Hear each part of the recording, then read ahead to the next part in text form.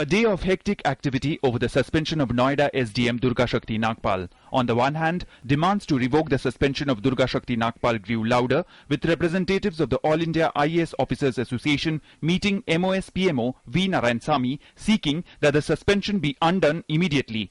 The minister assured them that action would be taken based on the state government's report on the matter. We will wait for the reply from the state government. We have received the representation from the IAS Officers Association. And as well as from our side, we will ensure that the rules are followed, the procedures are followed, and the government of India always look into the issues in a dispassionate manner. Therefore, no need to worry. On the other hand, Uttar Pradesh Chief Minister Akhilesh Yadav defended his government's decision to suspend Durga Shakti Nagpal, adding firmly that there would be no reconsideration of the decision. कोई mining का मामला नहीं था जिसकी वजह से कार्रवाई हुई है। जितनी जिम्मेदारी सरकार की है और सरकार के साथ साथ जितनी जिम्मेदारी अधिकारियों को होनी चाहिए, अगर कहीं किसी तरह का सद्भावना या आपस में भाईचारा के खिलाफ या वातावरण को खराब करने का कोई प्रयास करेगा या किसी के काम से वातावरण खराब होता है तो सरकार उसके खिलाफ कार्रवाई करेगी। Meanwhile, a report by the DM of Gautam Budh Nagar suggests that the SP government misrepresented facts. According to reports, Durga did not get the wall of a mosque being built illegally demolished.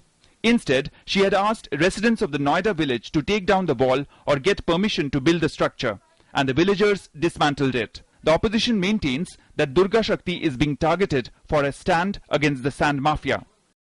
जो DM ने report दी है उससे ये स्पष्ट हो गया है कि दुर्गा शक्ति नागपाल को जबरदस्ती जो माफिया है नोएडा के अंदर, खास तौर से जो सैंड माफिया है, उन लोगों ने उत्तर प्रदेश सरकार के साथ सांठगांठ करके फंसाने की कोशिश की है।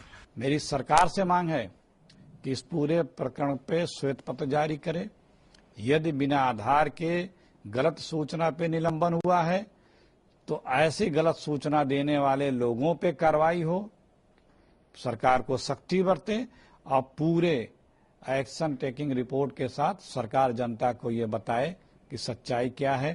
दुर्गा शक्ति की का निलंबन हुआ, उनके खिलाफ जो कार्रवाई हुई, उसमें बहुत साफ तरीके से ये बात स्पष्ट है कि माफिया जो है किस तरह से सरकार पर अपना वर्चस्व कायम रखे हुए है, किस तरह से सरकार एक पैरेलल सिस्टम, एक समानांतर सरकार उत्तर प्रदेश में चल रही है। Notwithstanding any opposition and requests, the UP government is considering charge sheeting the suspended officer so that it can initiate disciplinary proceedings.